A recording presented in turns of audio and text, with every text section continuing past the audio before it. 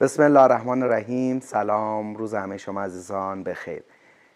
رسیدیم به رأی وحدت رویه شماره 867. ببینید عزیزان، اگر به تازگی به ما پیوستید، سایر آرای وحدت رویه سال 1403 و 1404 رو هم ما همین ویدئوی مشابه همین ویدئو فعلی براش آماده کردیم و میتونید این ویدئوها رو نگاه کنید. هم در آزمون میتونه خیلی کمکتون کنه، هم نسبت به شناخت کلی که نسبت به یک رأی وحدت رویه میتونید داشته باشید میتونه خیلی کمکتون کنه. من خود رأی میذارم ببینید. دوستان، رأی وحدت رویه شماره 867 داره یک موضوعی ناظر به قانون جرایم نیروی مسلح رو پیش بینی میکنه.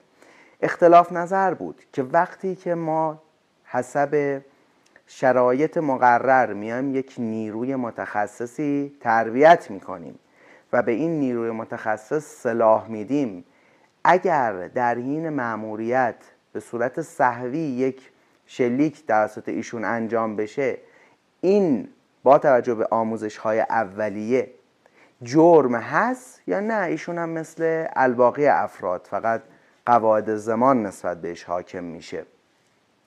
رأی وحدت رویه شماره 867 اومد گفتش که نه، در این مورد هم با توجه به اینکه سهو بوده و اون ماده 41 قانون جرایم نیروی مسلح در فرضیه که فرد به صورت عمدی خارج از ضابطه یک تیر شلیک کنه، فلذا ایشون مشمول جرم مقرر در ماده 41 نمیشه.